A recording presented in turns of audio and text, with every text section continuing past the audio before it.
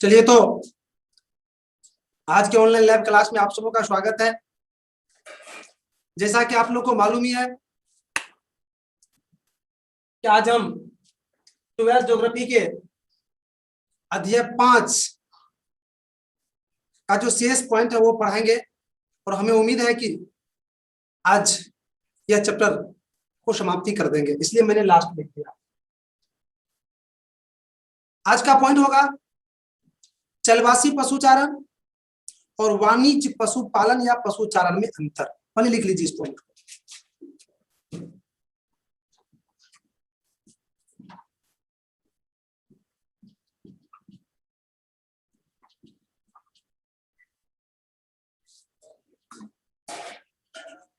और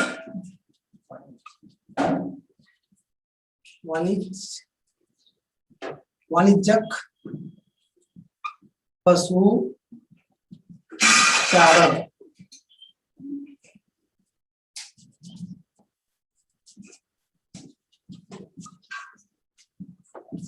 में अंतर,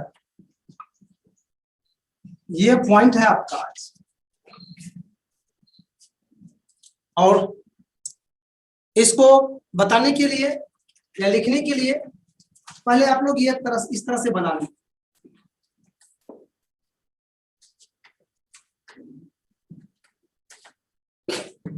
ऐसे करके इस साइड लिखिए चलवासी पशुचारण।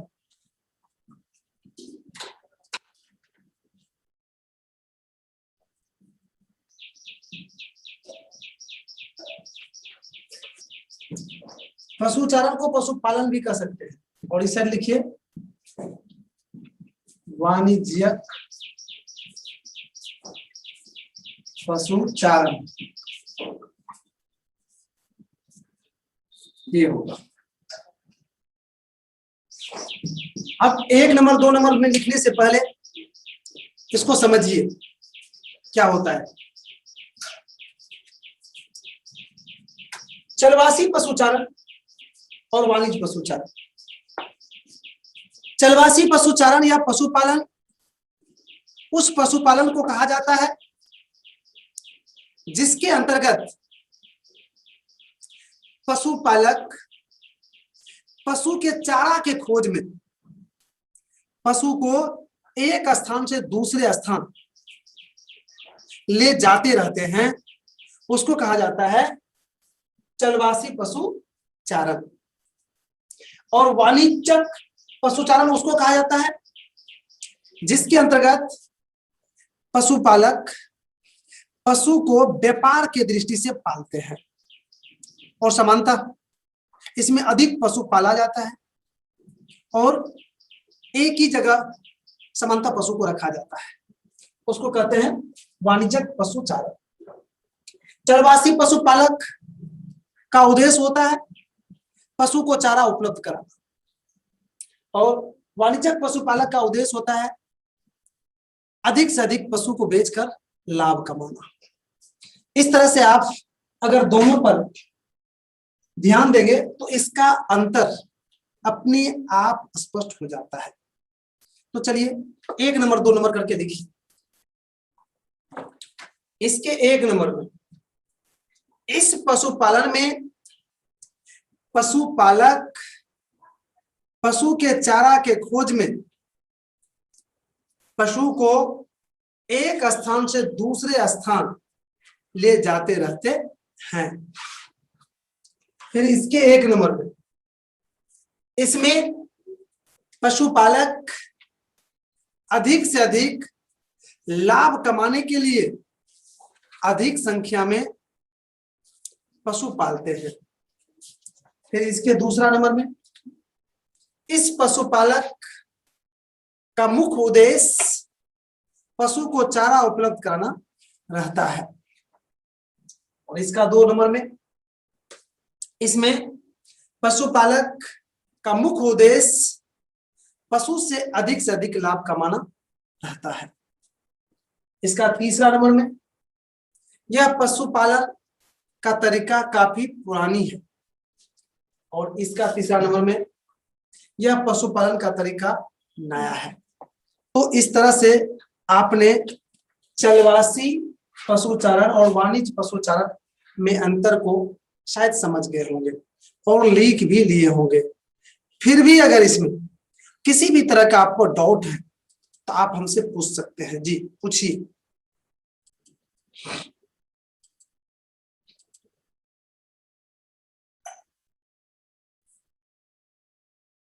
जी पूछ सकते हैं, पूछिए।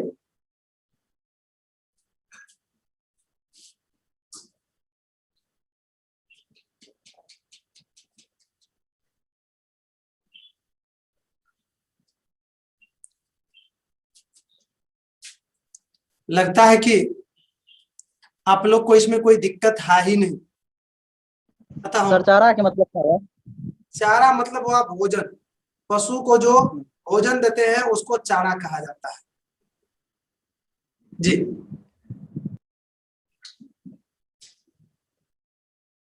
लगता है आप कोई दिक्कत आप लोग को नहीं है। अतः हम अब आगे बढ़ते हैं। आगे क्या पॉइंट होगा वह सभी को मालूम है। अगला पॉइंट होगा प्रमुख स्मरणीय तत्व। अर्थात प्रमुख स्मरणीय तत्व में हम ऑब्जेक्टिव लिखाते हैं और वह ऑब्जेक्टिव आपके बोर्ड की दृष्टि से और कंपटीशन की दृष्टि से, दोनों दृष्टि से महत्वपूर्ण होता है। अतः इसको ठीक से लिखिएगा और संभाल कर रखिएगा।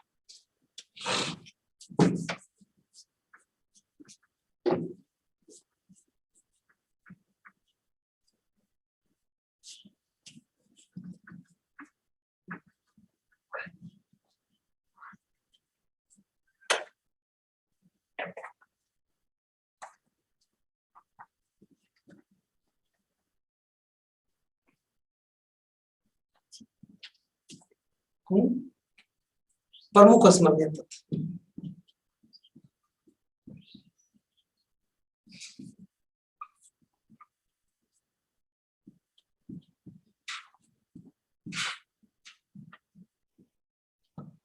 एक नंबर में खनन कार्य प्राथमिक क्रियाकलाप के अंतर्गत आते हैं।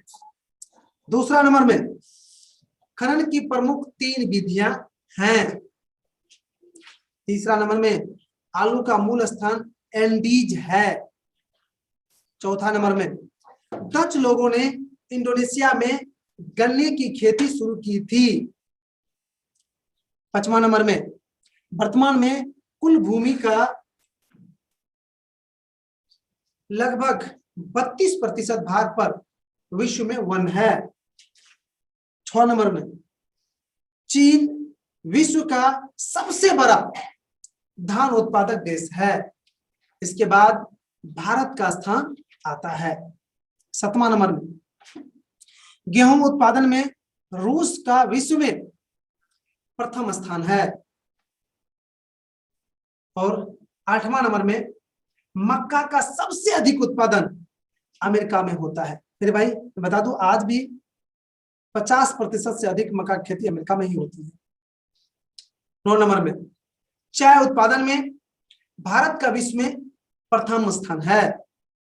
10 नंबर में कॉफी उत्पादन में ब्राजील का विश्व में प्रथम स्थान है।